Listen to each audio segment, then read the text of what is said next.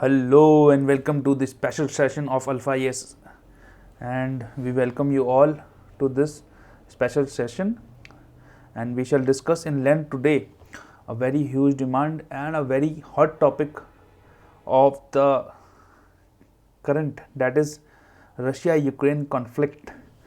So let's begin. So first you should see the map. Okay, we shall discuss the map first.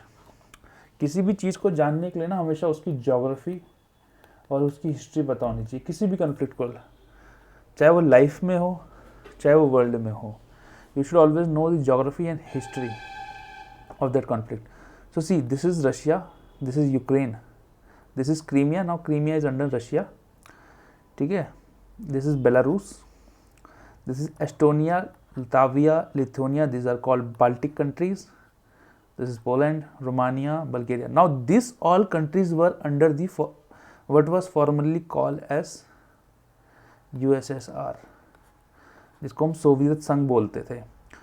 जब वो टूटा after the cold war, तब ये सब country बनी. Now this portions in pink, these are all NATO members, you know, but Belarus and Ukraine are not, because if one of them becomes the member of NATO, then NATO or the Western influence will reach more to the eastern borders of Russia, and that is a safety and a security concern to the Russians and the Russian government.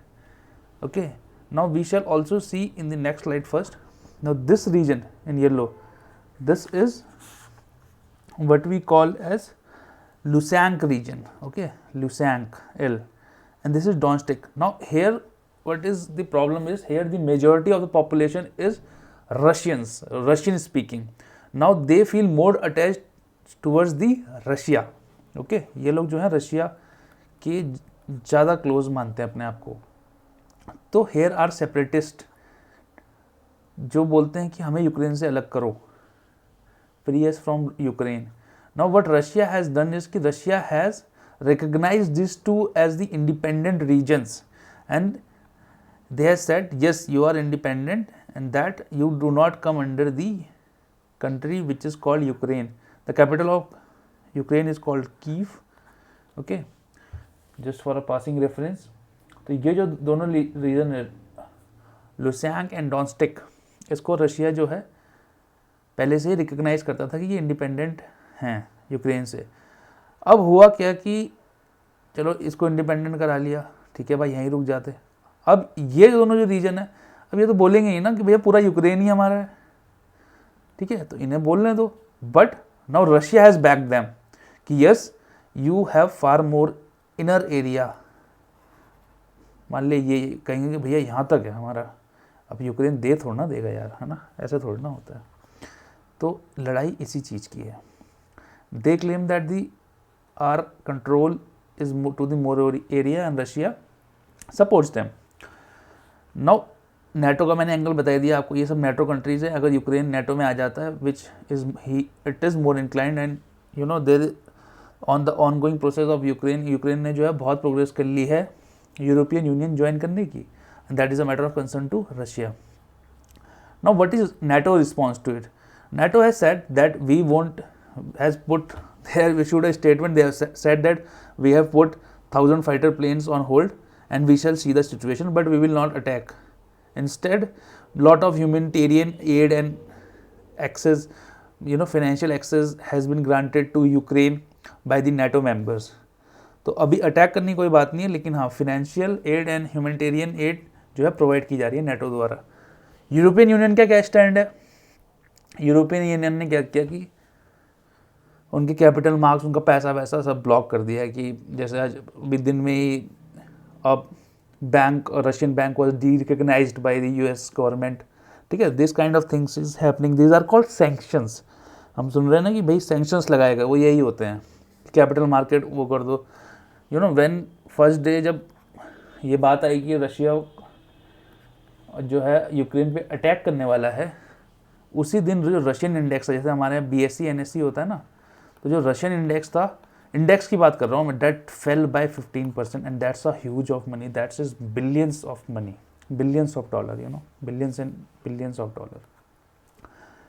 So this is how the war affects the market, है ना.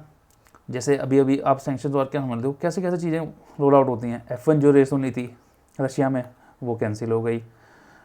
Russia में UFA का final होना था वो cancel हो गया. Paris को नया वेन्यू बना दिया. इनफैक्ट उनकी बात चल रही कि जो फीफा के लिए ट्रायल होने रशिया को वो भी कैंसिल किया. तो these are not good thing, है ना. मैं एक स्पोर्ट्स पर्सन हूँ, मैं रशिया में रहता हूँ, है ना. अब कल को हो सकता है कि world international Olympic committee decide करे कि रशिया पार्टिसिपेट ही नहीं करेगा. एक बार हो चुका है ऐसे कि the Russian team doesn't participated in the Russian banner but under the International Olympic Committee banner. तो वो हो सकता है कि वो कह दें कि भैया हम जो हैं, आप जो है इस बार फिर नहीं करोगे. एक बार पहले हो चुका है ऐसे. I do not remember the year but हो चुका है पहले ऐसे.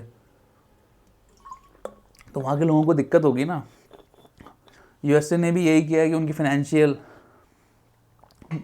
जो एड थी या जो फाइनेंशियली उनको हर्ट करने की कोशिश की जा रही है, बट वो नहीं कर पा रहे हैं क्योंकि द प्रॉब्लम इज एक समथिंग इज कॉल्ड डेब्ट टू GDP रेशियो होता है कि भाई आपकी GDP कितनी है और आपका डेट कितना है. तो रशिया का जो डेट टू GDP रेशियो है वो बहुत कम है, 18% है. भाई अगर उनकी 100 रुपये GDP है ना तो उसमें से सिर्फ 18 रुपये डेट का है. अब आपको पता है, मैं आपको बड़ी इंटरेस्टिंग बात बता दूँ कि USA का डेट टू GDP रेशियो 133% है. मतलब उनकी अगर GDP 100 रुपये की है तो उसमें मतलब नेगेटिव में है.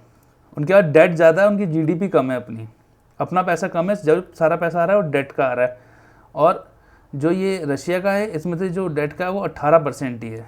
तो ये 33% बहुत 133% बहुत ज़्यादा हो जाता है. ठीक है. तो अगर ये सैंक्शन से अगर ये USA पे लगते ना तो उनकी तो इकोनॉमी पूरी नीचे गिर जाती. तो क्या था, Russia was planning a long term strategy थी. This is called long term strategy in international relationship. ऐसे ही the my friends going to the Indian foreign services, this is how you have to decide, you have to frame the policies. ठीक है. अब उन्होंने, अब मैं आपको बता दूँ ये रशिया ने पैसा लगाया कहाँ. जब उन्होंने अपना US से पैसा उनके बॉन्ड से निकाल दिया, they put it in gold. ठीक है. तो इकोनॉमी में हम पढ़ते हैं कि there are different equity, mutual funds, gold, bonds, FDs, RDs, ये डिफरेंट इन्वेस्टमेंट इंस्ट्रूमेंट्स हैं. तो उन्होंने जो है गोल्ड में डाल दिया. ठीक है. Now what is our response? We are emphasizing on something called as constructive diplomacy. हमने कहा है कि भैया बातचीत से जो है प्रॉब्लम को सुलटाएं एंड अटमोस्ट रिस्ट्रेंट दोनों कंट्रीज़ वो करें. लड़ाई से क्योंकि कोई सॉल्व होता नहीं है, कभी नहीं हुआ है, अब भी नहीं होगा.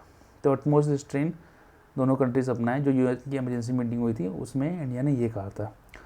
अब देखो एक और मैं आपको इंटरेस्टिंग फैक्ट बताता हूँ. इंडिया के जो हमारे जो फॉरेन मिनिस्टर हैं S Jaishankar ji, he gave a statement and he gave a very beautiful statement. He said when the Chinese were sitting on our borders, none of the European nations even issued a single statement in favor of India or any kind of statement.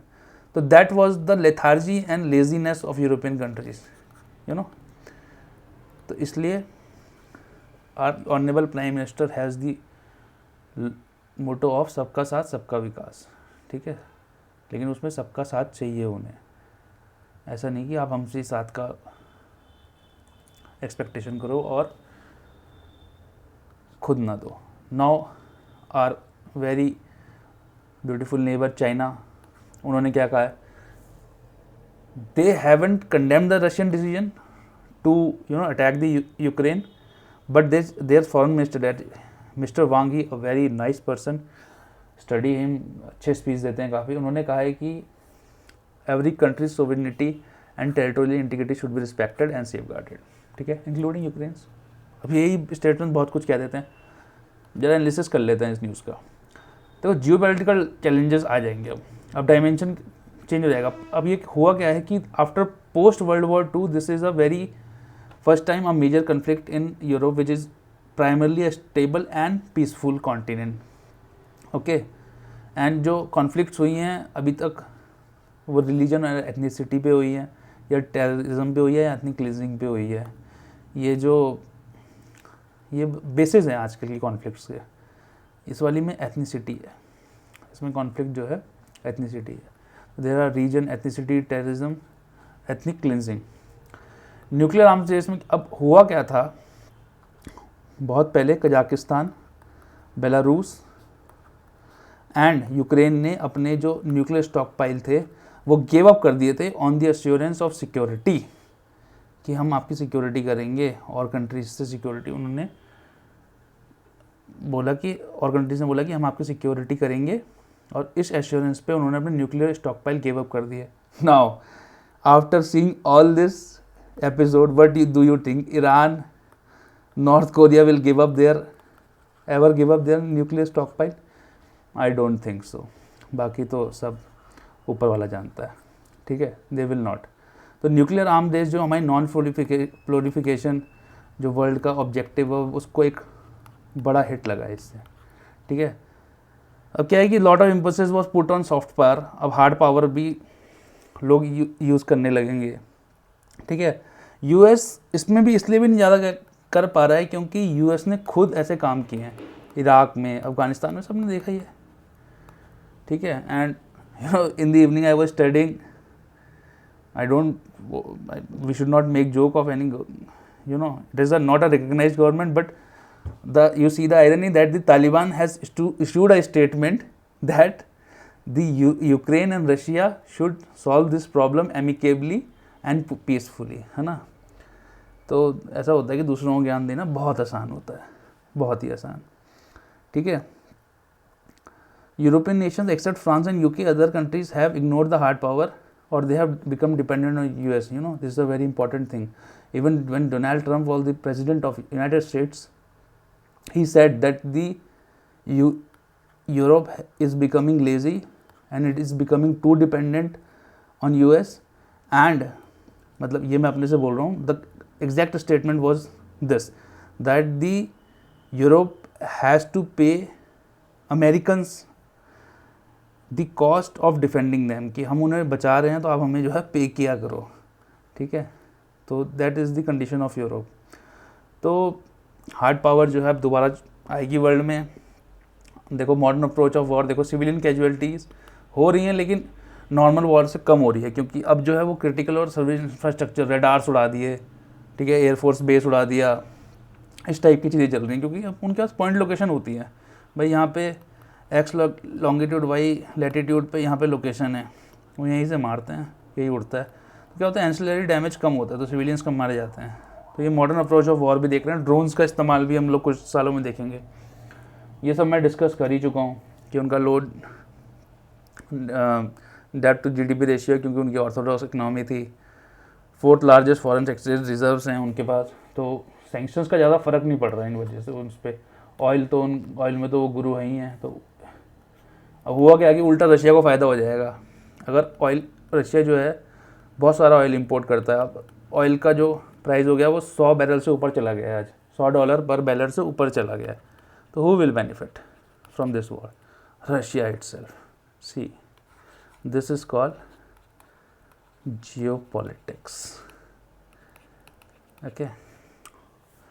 तो और global economy तो वैसे ही recover कर रही है, Covid के चक्कर में वॉर और करवा रही है, तो ग्लोबल इकनॉमी की तरह ऐसी हो गई है। How it will have effect Indian economy, I tell you. पिछले 5 दिन से लगातार जो है इंडेक्स गिर रहा है इंडिया का, BSE और NSE दोनों। ऑयल प्राइसेस, क्योंकि हम इंपोर्ट करते हैं अपना ऑयल, तो इन्फ्लेशन बढ़ेगा, फिस्कल पॉलिसी, मॉनेटरी पॉलिसी, दोनों पे बहुत ज़्यादा इफेक्ट पड़ेगा। तो I think that analysis will be all. I try to make you understand in as layman terms as possible, और अगर मेरे से कुछ छूट गया हो तो मुझे माफ़ करिएगा। And thank you, good night and take care.